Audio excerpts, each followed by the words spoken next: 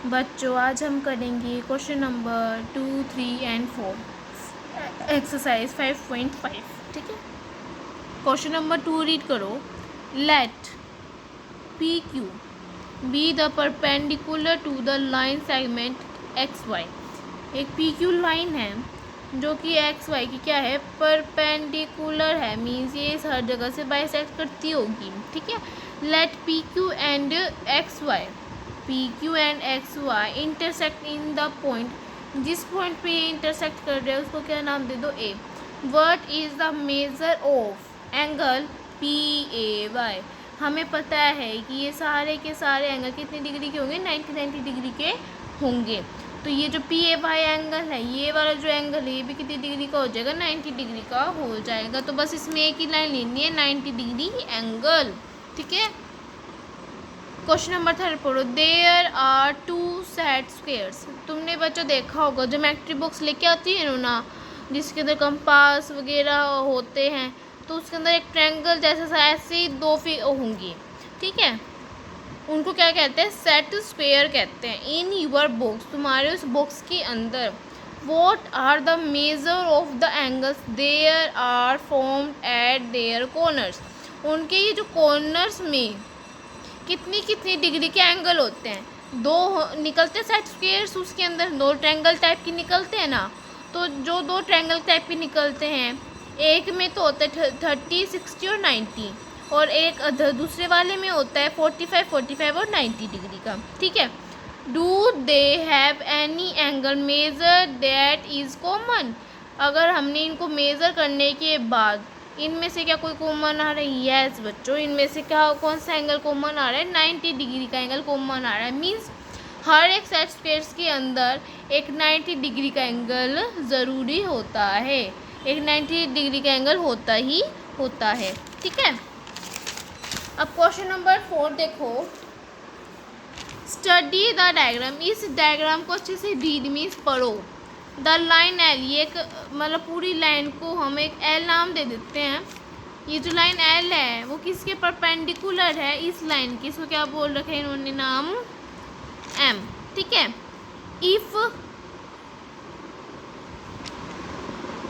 Part A is AE is equals to EG, क्या CE कितनी unit है, 1 unit और 2 यूनिट, 2 यूनिट है ही इसकी। E और G 1 यूनिट 2 यूनिट, क्या ये दोनों की दोनों इक्वल हैं? भाई ये भी 2 यूनिट है, ये भी 2 यूनिट है, मैंने लिखा भी हुआ है कि ये भी 2 यूनिट है, ये भी 2 यूनिट है, तो ये इक्वल तो होगा ही ना। 2 इज इक्वल्स टू 2 होता है कि नहीं होता? तो क्या C is equals to EF नहीं हो सकता, क्योंकि ये भी 2 है और ये भी कितना है, 2।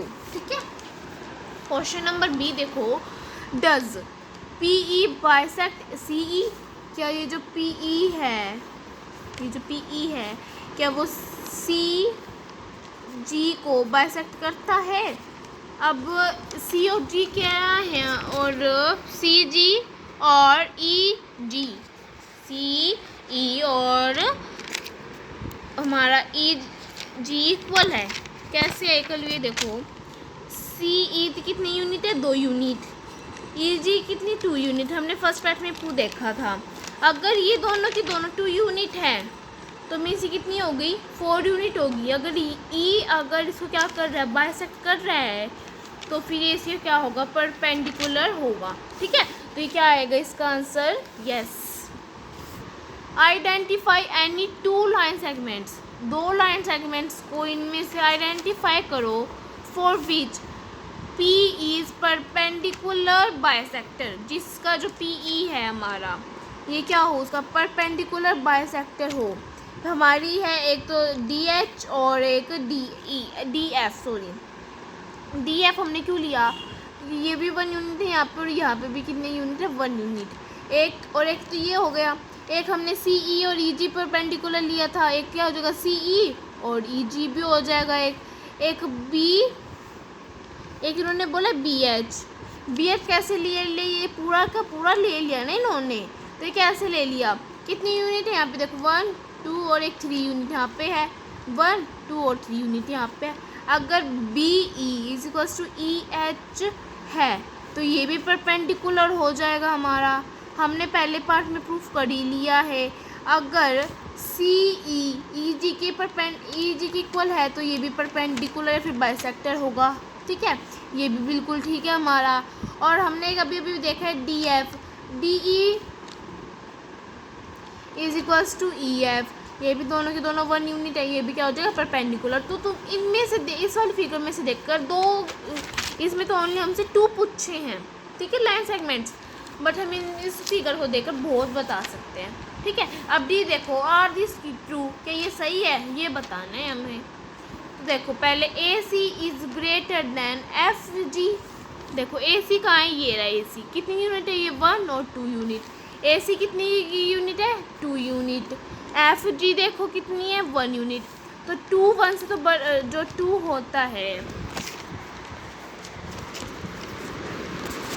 ये जो 2 है हमारा, ये जो 2 है ये बड़ा तो है ही 1 से, तो ये क्या हो गया, बिल्कुल ट्रू हो गई। बिल्कुल सही बात है कि ये 2 यूनिट है और ये कितनी यूनिट है, 1 यूनिट, तो ये बड़ा है, बिल्कुल सही है। C D is equals to G H. C D देखो, सी डी भी 1 यूनिट है और जी एच भी हमारा 1 यूनिट है। बेशक ये आगे पीछे कहीं पर भी हो, but C D is equals to G H तो है ही, ये भी ट्रू है क्योंकि दोनों की दोनों क्या है, हमारी 1 यूनिट है। बी सी और ई एच, बी सी कितना है, 1 है, और ई एच कितना है, 1 2 और 3 यूनिट है। B C 1 unit, E H 3 unit, तो 1 तो छोटा है ना 3 से, तो 1 इज़ लेस देन 3 ना, तो ये बिल्कुल ठीक है, ये भी क्या आ जाएगा, हमारा ट्रू आ जाएगा। तो हमारे तीनों के तीनों पार्ट ट्रू है और इनके मैंने एग्जांपल्स भी तुमको दे दिए हैं। कल हम करेंगे 5.6। कोई भी डाउट है इनमें से तो तुम बता देना और मेरे पास कमेंट कर देना। ठीक है बच्चों, ऑल द बेस्ट बच्चों, please like subscribe and share बच्चों।